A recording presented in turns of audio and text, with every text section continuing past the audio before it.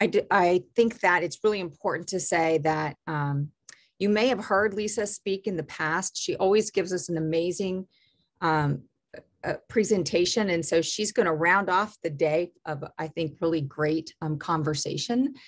Lisa Merriweather is going to be talking to us today about some of the about words, and I will let her introduce her own session in a moment. But I'm really excited because Lisa works with me at UNC Charlotte as part of the AGEP, but she does a whole lot of other things beyond the AGEP grant. She is our social science researcher. She has been at UNC Charlotte for a while. She's a full professor in the Department of Educational Leadership. She's a professor of adult education, and she has a long history of a variety of different kinds of papers and book chapters. She has a book on Amazon. Go take a look at that. But I think that really some of that are very clearly linked to the kinds of things that we have been talking about today and come from some of the research that she has done with our programs through the AGEP program are articles that have titles like Challenges in STEM PhD Programs, Biased Mentoring, and Cracks in Doctoral STEM Mentoring Relationships, STEM Perceptions, and then STEM Doctoral Mentoring, a call for culturally responsive journey. I'm sorry, I seem to not be able to speak this afternoon. I apologize. And I really wanted to just read something to you that she has written previously that I think really speaks to the viewpoint that she brings to this work. She says, with Africana philosophical thought as foundation, I intentionally seek to build bridges of emotional, spiritual, physical, and cognitive understanding of the toll anti-Black racism exacts while creating opportunities for discernment and solutions for dismantling the oppressive systems and ideologies that not only uphold racism, but seek to advance it. And I'm really excited to be able to hear what she's going to say to us today. And I'll just turn it over to her because I know we only have, I think, 58 minutes left. So I will let you take over. Thank you. All right. Well, thank you so much. Good afternoon to everyone. I'm going to kind of read from a PowerPoint that I developed for this session. And I have a little video that I want to show at some point, and I'm not really fluid with switching them back and forth. So I'm going to apologize in advance because the video kind of starts in the middle. So I can't embed it into my PowerPoint. I don't know, it's above my pay grade. I don't know how to do that.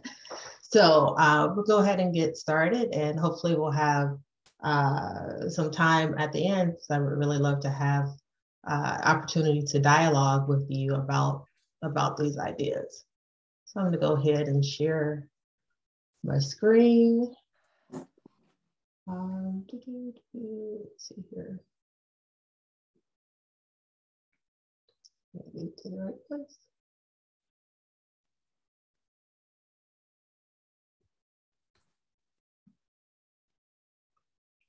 I always practice this, but then I can't get to the right place quickly. Here we go. All right, so I think you should be seeing my first slide.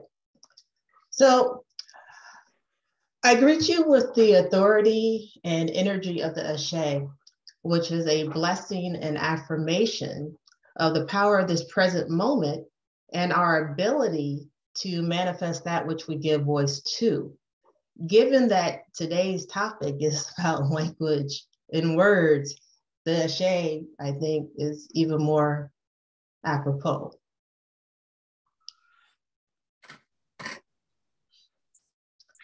I recently delivered this talk during an evaluation capacity building conference webinar, and members of the NC AGEP leadership team were present and thought that what I had to say was interesting and invited me to share my ideas with you today. So I really thank the leadership team for honoring me with this opportunity, and really just for all of the support and encouragement that they've given me, not just as the social science researcher on the grant, but as a faculty member, and I think a person who's considered to be a valued member of the team. So I really want to just say thank you and let you know that I appreciate the invitation.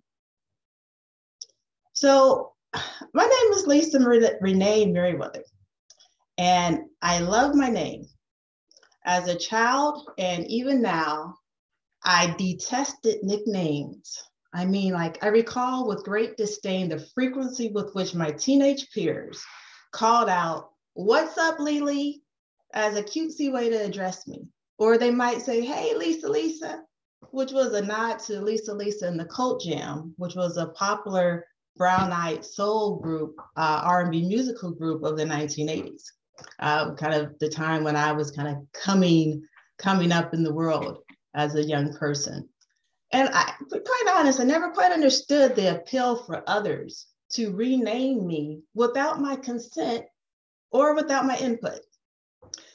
Eva Ensler, the playwright of the Vagina Monologue, said, "I believe in the power and the mystery of naming things.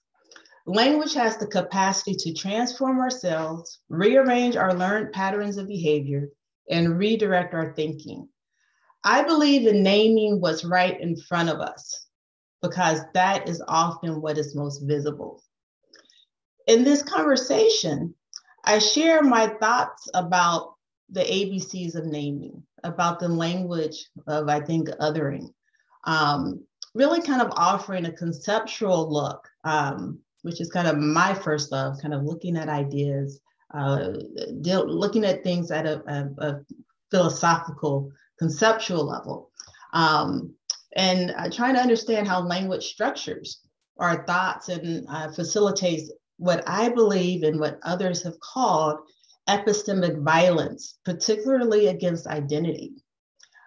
This talk is not so much on the research that I'm doing as part of the AGEP, but really speaks to the things that I do kind of outside of this space.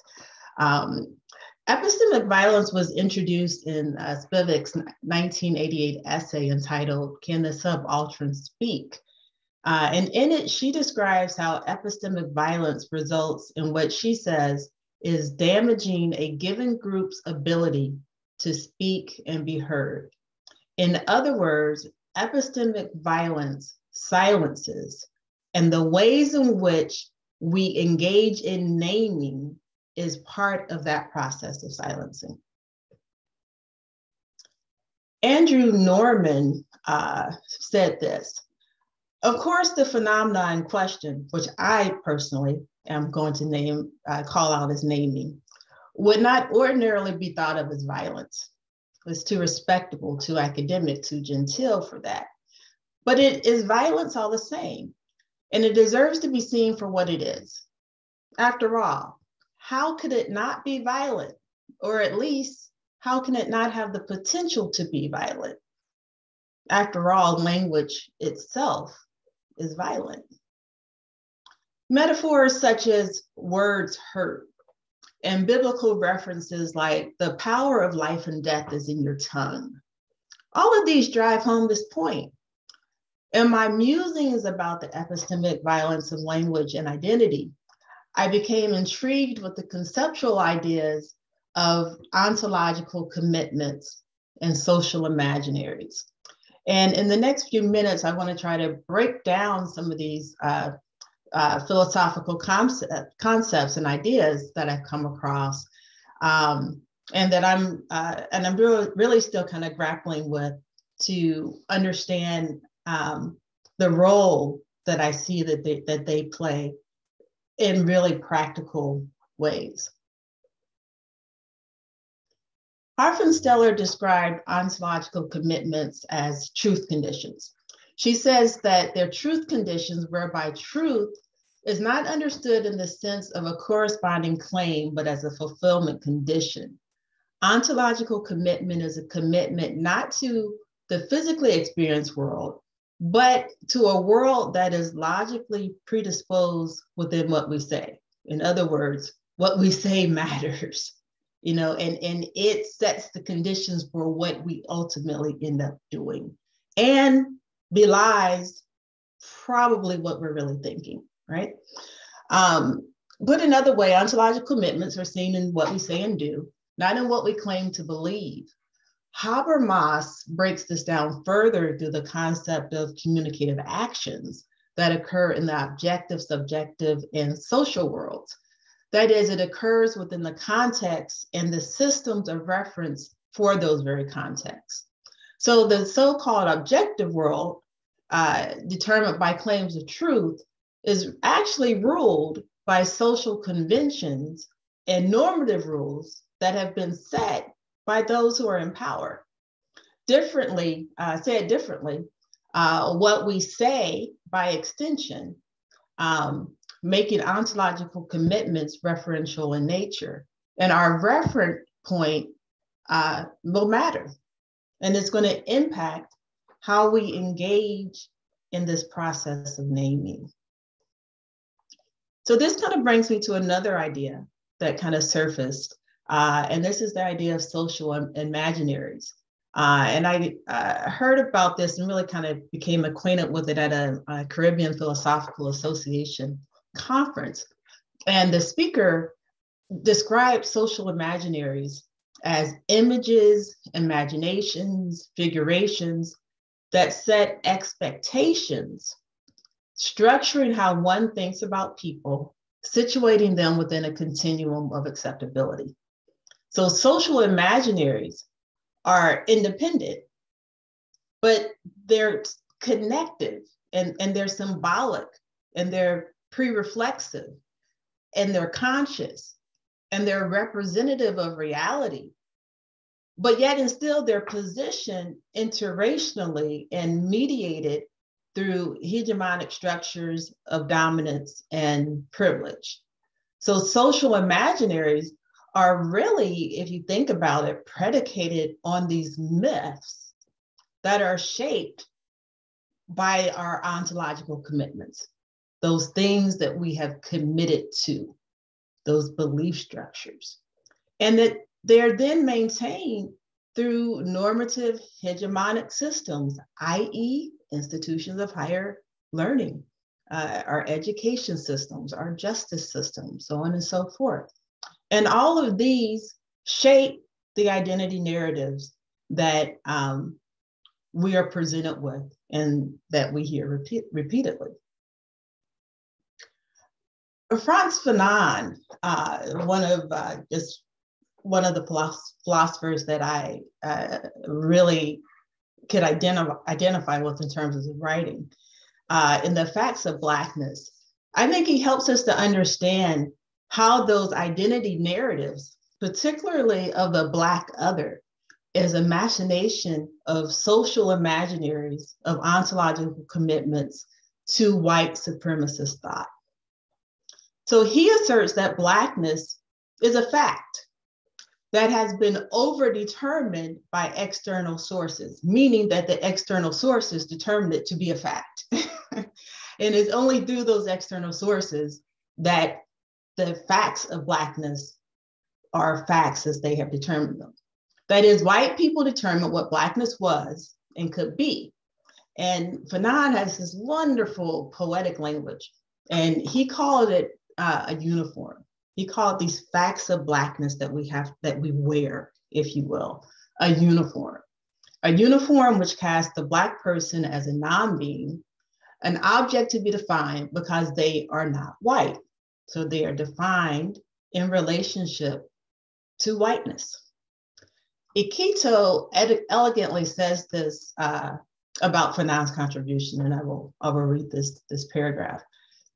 She says that his work is really raw and paralyzed. His ideas are raw and paralyzed by objectification. Fanon finds himself being restored to the world by the attention of others, and that the attitudes, the glances of others, the ways that they fixed their gaze on me matter. And he thus begins to present the paradox that is a key element in his work, the fact that being seen and not seen occur in the very same space. And I would advance that that is part of what happens with naming. With naming, we have people seeing, but also not seeing, all in the same space. One generally feels that in being seen, that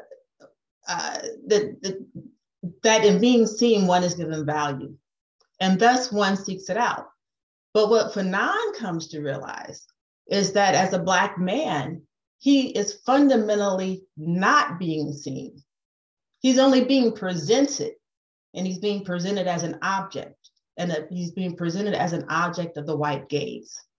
And this moment is of pivotal importance because of the realization that it provokes and compels Fanon to take actionary to transform from that white social imaginary that insists on objectifying him as a Black man. Fanon says it this way, and this is in his words. And so it is not I who make meaning for myself, but it is the meaning that was already there, pre-existing, waiting for me. In essence, it was designed and named to be in service to the maintenance of whiteness.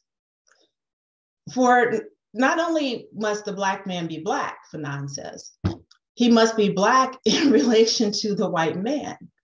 The Black man has no ontological resistance in the eyes of the white man. He goes on to discover himself in the eye of the other.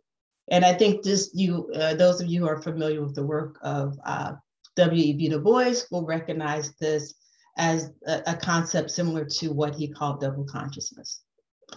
Fanon's observations highlight the ontological commitments which structure how we make meaning and influence how we name the imaginary of the other to which we have committed. So we commit ontologically to particular social imaginaries that we apply to other people, and as well as to ourselves, right? We have social imaginaries of ourselves. And so these ontological commitments and their resulting social imaginaries provide a backdrop for understanding naming as a politicized act. Naming essentially becomes a process of othering. Powell and Mendelian define othering as a set of dynamics, processes, and structures that engender marginality and persistent inequality across any of the full range of human differences based on group identities. Othering is a term that not only encompasses the many expressions of prejudice on the basis of group identities, but they argue that it provides a clarifying frame that reveals a set of common processes and conditions that propagate group-based inequality and marginality. Dimensions of othering include, but are not limited to, religion, sex, race, ethnicity, socioeconomic status, disability, sexual orientation, and skin tone.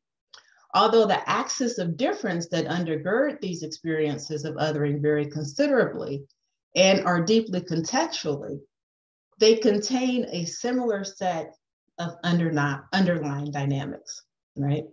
I was going to show the video, but I think I'm going to kind of skip it for right now. And hopefully save more time for questions and dialogue. So as I thought about that quote that I just read to you about how we understand this notion of othering, what I understood from this is that what we call things matter. And they reveal structures of power. They reveal who has the power, and they reveal who benefits and how people will benefit from that naming. The literature suggests that this is similar to ideas around sense of belonging, right? So othering is on one end of the continuum. Sense of belonging or inclusiveness is on the opposite end. And so inclusiveness often gets promoted as the answer to othering.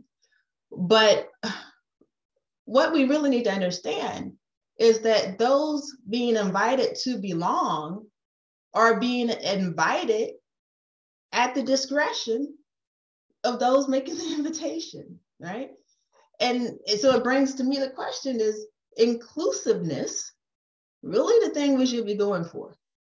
And then I also begin to think about, well, why would I want to be included, particularly in systems, structures, and institutions that do not honor who I am? They do not honor the identity, culture, or history, and more so and moreover, they do not create equity in ways that truly dismantle white supremacy or unseat it as the normative way of valuing and seeing the world.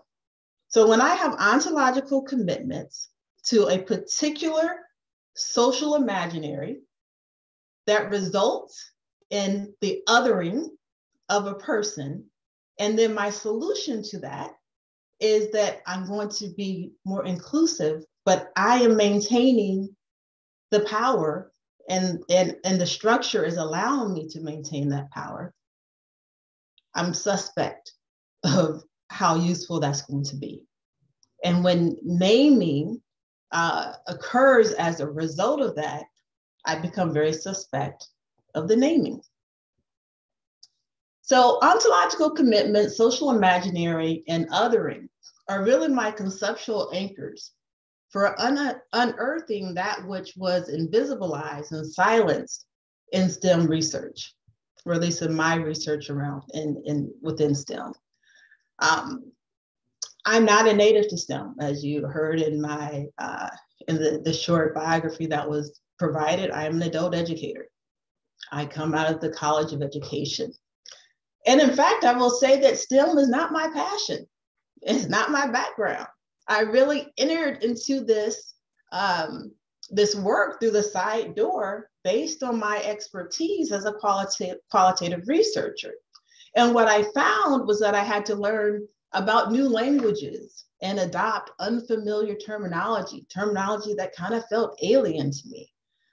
I can honestly say that I've never been a writer that favored the use of acronyms. Like I would read things and people would write AAW for African American women, or aggregated terms like POC for people of color, or the up and coming term BIPOC for Black, Indigenous people of color, to kind of get at naming of people groups. I preferred to write out their names in honor of their identity, their history, and their culture. But to fit in with the STEM crowd, since I was the newcomer, I reluctantly began incorporating the use of the terminology that was being presented to me. One in particular being URM, underrepresented minority. I can honestly say, as a person who is really in love with language, I love the sounding of it. I love how it works. I love what it can do. I really found these moments to be very cringeworthy. As a person committed to liberative practice, I have to be honest to say that my soul really cried in having to use and adopt this type of terminology and these acronyms. For this reason, I considered, but also rejected, because I said, I can't, this doesn't work for me. This doesn't fit for me. This naming is not doing it for me. And so I tried to look for, well, what are the other ways that people are talking about this within this discipline? And even though I considered, I ultimately rejected as a way to speak to the personhood and experiences of African Americans, Latinos, Latinas, Native Americans, Native Alaskans, Native Pacific Islanders, the groups that have been named by the NSF as the target groups. I considered David Asai's PEERS acronym, which was mentioned earlier in the day, which are persons excluded because of their ethnicity or race, And I also excluded NSF's recent use of the term AGEP populations, because they're also seeing there's something wrong with these terms. This isn't working. This naming is problematic. Ben Simon states that our language and our discursive practices reveal much about the state of critical race analysis within higher education's community of scholars, practitioners, advocates, and policymakers. In other words, how we are deciding to name the othered says much about how we understand and implement issues around race. And or more, I think said more precisely, it's really racialization. It says more about how we understand and what we think about it than it actually says about the individuals. Williams, in a blog titled Underrepresented Minority Considered Harmful Racist Language, and Ben Simon's article called The Misbegotten URM as a Data Point, highlighted many of my concerns, asserting that how we name equates to how we see people, and kind of go back to, Fanon saying, I'm seen and I'm not seen at the same time. It's getting right to this. And the ways in which we name and which represent how we see people reflects our ontological commitments. And what I found was that all of these terms were terribly reductive, and they failed to honor cultural uniqueness. URM and peers I found to be deficit oriented, because they failed to speak to the conditions that resulted in underrepresentation and exclusion, focusing more on representation than justice, focusing more on representation than humanizing, which is one of the issues I have with the new terminology that's been promoted, which is AGEP populations, because to me, that completely strips us of any type of humanity. It says nothing. And so I really recognize that, that the terminology that we use does little to honor the humanity of people groups that, or their strengths or their challenges. In short, these naming conventions and these terminologies that we employ are political acts that inevitably center whiteness, launching microaggressive assaults in the pursuit of broad participation in STEM. Williams adroitly calls out STEM's complicity, for instance, in creating social imaginaries of Black inferiority. Williams said this, and I love the way that they said this. When deconstructing the word underrepresented, the Cambridge Dictionary defines the prefix under as not enough, not done as well, and below.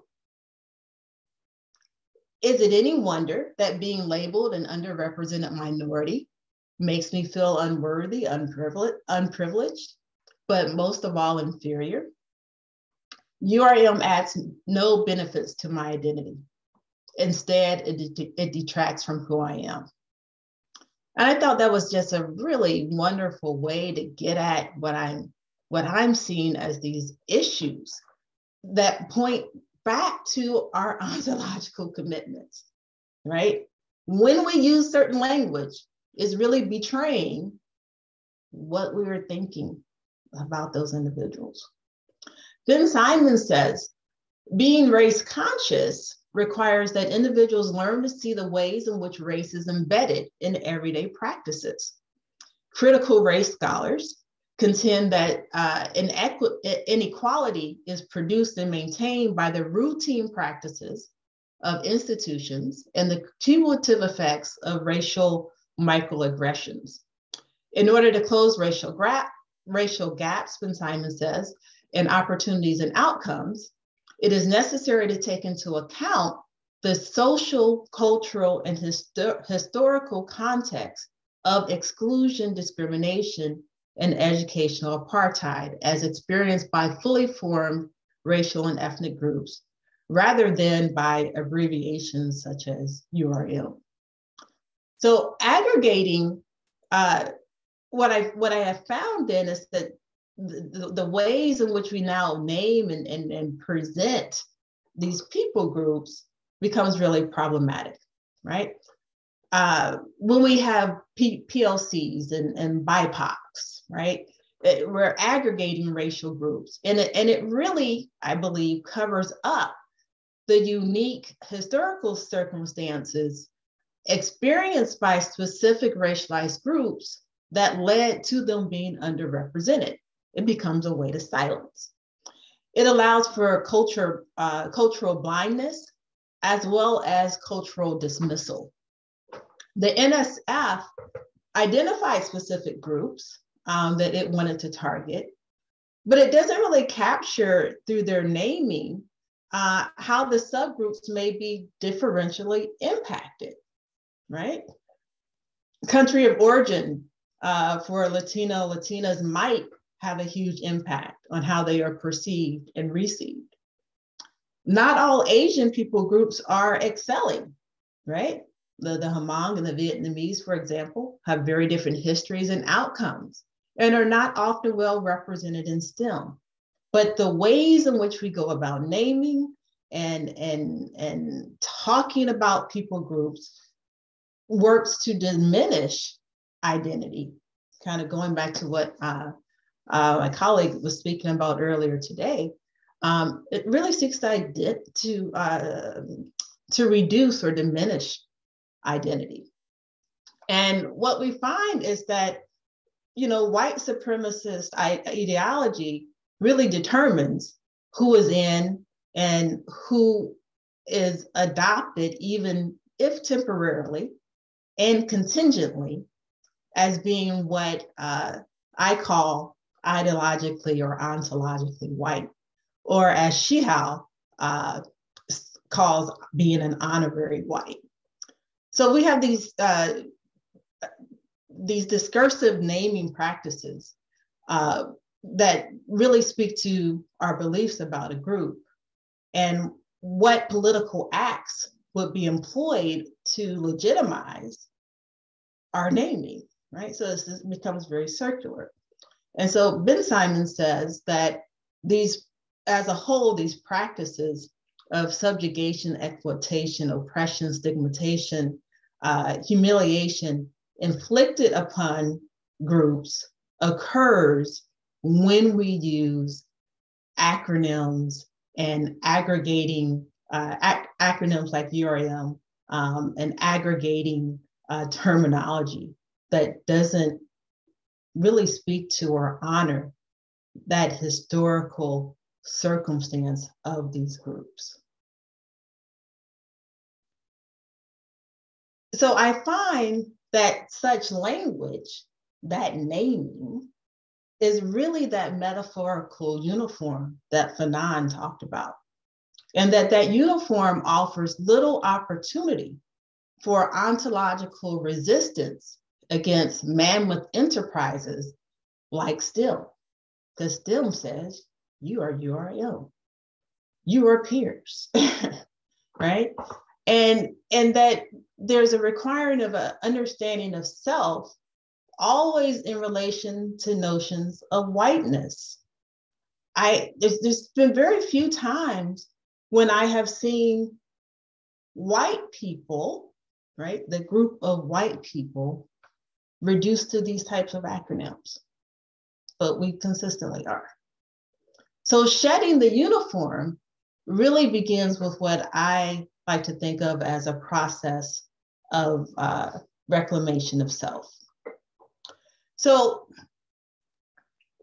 what I'm saying here is that people and their humanity matter, but the discursive practices centered in diversity agendas really fail to honor them. In fact, those discursive practices really work to desensitize us, as Ben Simon says, to the ways that racism continues to play out in our very structures, which are normative, our values, which are normative, our customs, which are normative, our practices, which are normative, because they fail to recognize that inequality in higher education is a structural problem produced by institutional racism, and that is enacted or reinforced by the use of language, how we name. And those are imbued with political and social meanings that at first listen, at first glance, sound harmless. Well, what's wrong with underrepresented? You know, representation is really important. So what's wrong with saying that you're underrepresented, right? It seems harmless. But language conveys how individuals alone and in the company of others give meaning to that underrepresented pattern, right? That is trying to be conveyed by the notion of underrepresented. How they talk about race without talking about it. So we can really talk about, if you will, these notions of underrepresentation without ever really having a critical discussion about race and racialization that led to the underrepresentation. And also how they shape the reality of racial inequality. These are all things that become absent when we rely on these naming conventions. So language is important because it reflects culturally acquired knowledge that forms the schemas that we as practitioners, as leaders, as researchers, as policymakers, as educators, as scientists,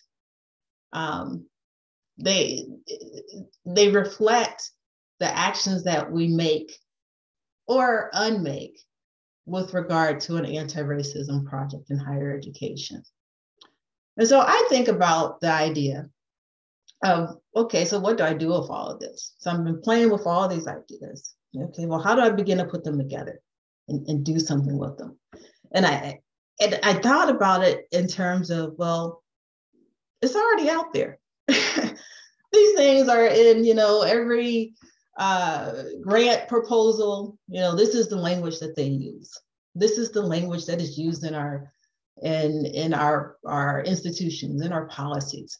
But how do we put that proverbial genie back in the bottle? Closing the dreaded Pandora's box of white supremacy that has a chokehold on the wellness and well-being of our nation. How can we make language a progenitor for needed change? Developing language as a critical practice in STEM. As members of the AGEP population, the target population, African Americans, Latinos, Latinas, Native Americans, Native Alaskans, and Native Pacific Islanders. And I would also add in certain Asian groups as well. We must engage in a process of reclamation, asserting our birthright to self-definition and humanization. We just want what you have always had, liberation, but we want it on our own terms as we recognize the wisdom of Audre Lorde's prophetic words. We can't dismantle the master's house with the master's tools. Language, particularly the English language, is one of the master's tools, and it is caught in its own web of normativity. The language suggests that sense of belonging, inclusiveness is the answer to othering. But what are those other being invited to belong to? And why would they want to be included? Why would I want to be included in this system of white supremacy? Why would you want to invite me to that? Why would I want to go? Those who determine the terms of inclusivity determine when it's time to be inclusive or when inclusivity can be an option. They set the terms for the inclusion, which means they also set the terms for the exclusion, which means that they still hold the power. So inclusion is the prerogative of those in power, much like naming, right? It becomes an extension of that. The imposition of those terms like URM and peers and underrepresented, all really negate the agency, speaking more to subjugation than affirmation. They, other, right? So I think that as members of that group, the AGEP populations, we must begin to look to our roots, building bridges to our ancestors as we name ourselves, ascribing ourselves with our humanity, not externally driven conditions that have historically marginalized us. When we engage in an emancipatory use of language that troubles and disrupts white supremacy, we begin the process of creating and building what I like to call as brave spaces for exercising our freedom. As an example, I want to share an excerpt from the Black Power Encyclopedia entry that I penned that was called Black is Beautiful. And it illustrates the power of naming for ourselves. Black is beautiful is not just a cultural affirmation, but was a political statement. It was an avocation of respect of culture and personhood. It was a message that was externally directed, but was also internally driven. Politically, it needed to correct misperceptions held by the dominant culture as part of a broader plan to advance the rights and interests of African American people. It was a message directed to those outside of the African American race. For African American people, it needed to create from within racial pride, self-efficacy, and communal responsibility for the collective legacy of African American personhood.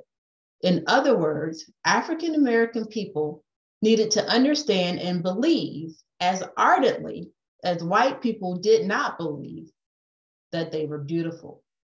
So the proclamation that Black is beautiful, those three little words, had incredible impact. And it was part of a process of exercising freedom and really renaming ourselves, right?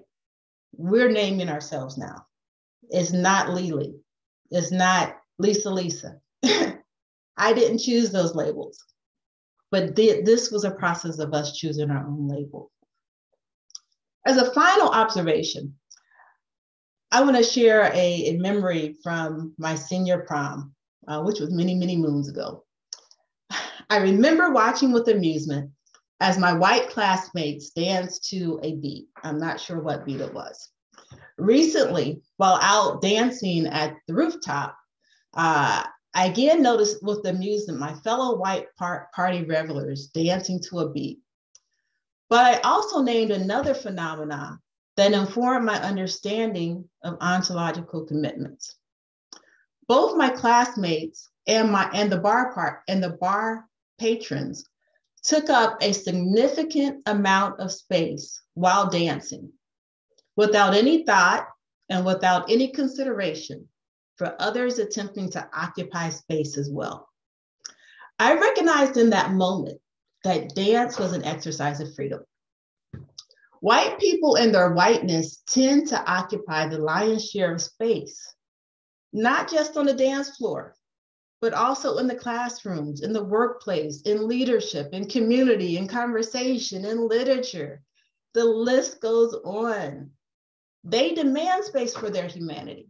They refuse to be silent.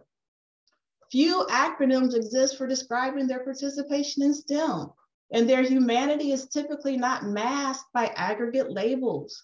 And if they are, their labels position them in seats of power. By taking up space in the very way that they language themselves, they affirm their ontological commitment to their inherent superiority and humanity by simultaneously dehumanizing African Americans, Hispanics, Latinos, Latinas, Native Americans, Native Alaskans, Native Pacific Islanders, who have been marginalized and silenced through reductive and aggregate naming processes. You may ask, well, what is the role of white people in this project of freedom? As the marginalized groups, we realize that we need to get engaged in this process of naming for ourselves. But what role do white people play in this? Well, I say, consider becoming our accomplices. And if that is too much, we would like for you to become our advocates. And if that is too much, I suggest that you just stay out of the way by intentionally decentering yourself from our stories. White people and some Asian people groups in STEM who currently benefit from unmerited privilege must resist the temptation to engage in this continued myth-making through their ontological commitments that results in social imaginaries in the form of naming the other, URM, peers, AGEP populations, that really work more so to demean and disparage and hinder and deter us while promoting progress, success, and humanity for themselves. As for us, the marginalized, the racialized, we need to write ourselves into humanity's story, developing more organically formed ontological commitments of ourselves by first refusing to use the pejorative naming. We have to lead the charge by introducing better ways to speak about racialized groups. And I still struggle with this. I have not come up with what is going to work, what seems right for me, that seems to honor the legacy and history of a group of people. We need to be looking to promote access, not necessarily inclusion, because inclusion has too much baggage with it, but the access needs to be holistic, and it really needs to serve as a foundation for liberation. We have to model how to be better discursive agents for change and be bold in highlighting the origins and the problems of racialization that are codified in our languaging. Ben Simons concluded that we need language that empowers us to talk about race frankly. We need language that helps us trace inequality to the practices through which higher education is conducted. I say that the relanguaging and the subsequent practices have to occur at the micro, meso, and macro levels. That means it has to be at the institutional level. There has to be institutional change. It has to be there. And it cannot just be at the interpersonal or intrapersonal, which is where a lot of our programming gets directed.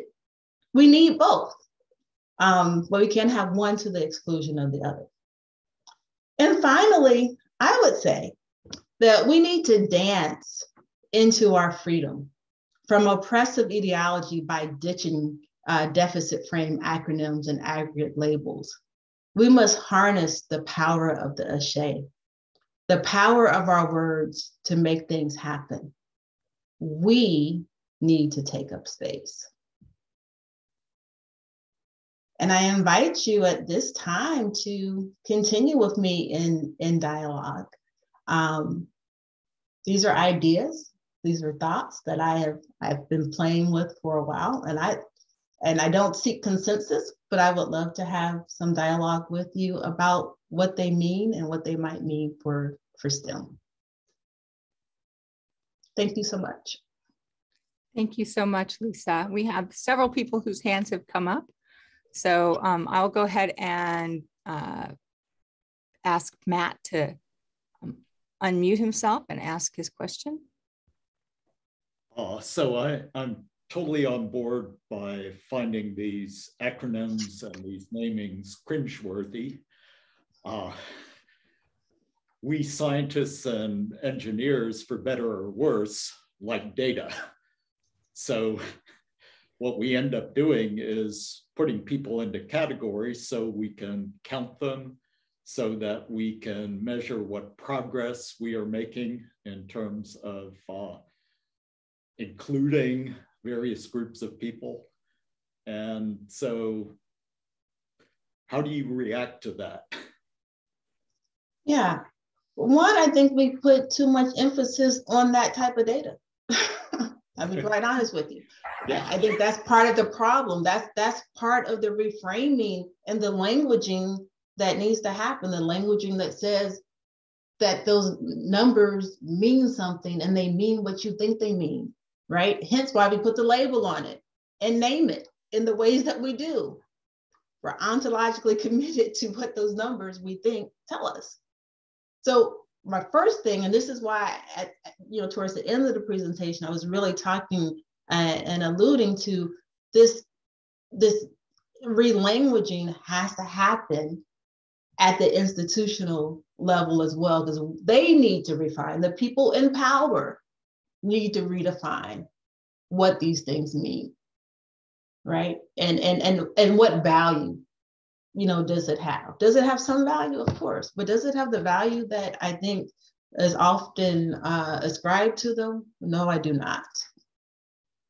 I think that's where we have to start. I am all for dismantling the whole system. We need to throw the whole thing out because we got it screwed up because it started from a foundation that was really messed up to begin with. When you build something on shaky foundation, what do you think happens to your house? That's how I would respond. We have to really work very intentionally towards that type of dismantling. Everything else is a Band-Aid. Thank you. Reginald, do you have your hand up? Yes. Well, one question about, I think it was Fanon. Was he part of the negritude movement or did he come after the negritude movement? Yeah, I think he would have been before that. He is often, most often put in with the postmodernist and the post-structuralist in terms of the ways in which he kind of thought about and looked at. Certainly, I think when you look at that movement more broadly, his works and his writings are things that are turned to, within it. But I don't know that he would necessarily be considered as the father or, a key person within that movement itself, but certainly plays a role within it. Yeah, I also his thought ideas play a role right. within it. Yeah, I also thought about Invisible Man by Ellison, but there were some other books that are in my collection. The Myth of Race by Sussman, and I don't know if you're familiar with Dr. Joseph Graves. He used to teach at JSN, but he's in the Department of Biological Sciences now at North Carolina A&T. He authored 2 books, The Emperor's New Clothes and The Race Myth. And he takes it from a STEM perspective. Nice. Very good. I definitely will look those up. Yeah. Thank you. Carla?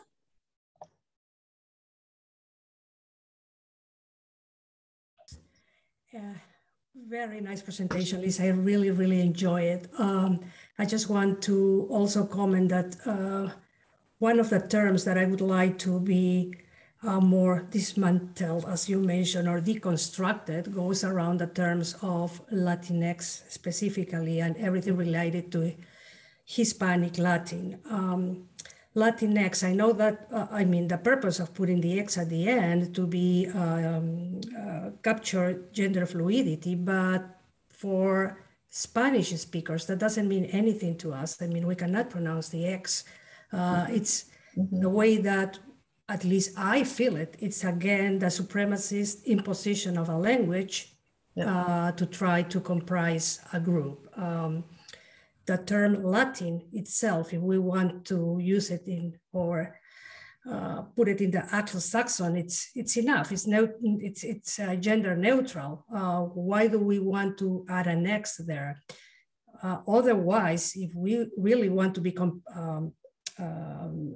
respectful of the language, then we'll be Latini. That it's the term that it's more, or at least more expanded to be inclusive of all gender identities. Thank you again. I really enjoy it very much. Yeah, and I appreciate that. And I have, in fact, I think it was in talking with the Yvette that I stopped using Latinx because I picked that up from someone else. Oh, no, Latinx is what we should be saying. I said, okay, let me change to Latinx. And then I stopped the X. I was like, no, they're saying that's not what I should be saying, right? And these things get really complicated because like we don't have like these collective national spaces, if you will, for having the conversations for, well, how do we think about and have conversations meaningfully about naming and allowing those who are the named to do their own naming. Thank you. Yeah. Thank you. Marcia? Yeah, thank you. So Lisa, I want to say that after I heard your talk for the evaluation conference, I started trying to use more frequently stating what populations I was talking about, Black, Latino, Indigenous, and I found that it was, it's getting easier, but it was hard at first. And I think that that pointed out to me that it's really important to do that, because that hesitation, I think, being the age that I am, when I grew up, it was really impolite to talk about race. And in particular, it was hard to say the word Black. And you know, and that was really embedded in this culture that I grew up in. And so I think you're absolutely right saying that using these acronyms like URN, and same thing for like GLBT, it gives you a way to talk, you're sort of talking on the surface about things, but the underlying cultural issues, you're not touching those at all. So I wanted to say thank you for that. I think that really is an important point that we, it just totally escaped me before. Yeah. Thank you. Yeah, I think that it's going to take each one of us doing that, like making that commitment to how do we discuss people. And I think it goes back to Matt's comment about, well, we got to use these numbers. Okay, so let's just say we use these numbers, but what else can accompany those numbers, right? I think we let the numbers just kind of speak for themselves and then we label them, but we don't do any of that unpacking that is really necessary, right? And we don't really even understand, well, who are these numbers representing? Well, what is that historical background? What is your complicity in the number, right? And so I think there's a lot that we need to do, but you know, small steps. There's things that we can be doing and conversations that we should be having that I think might help us.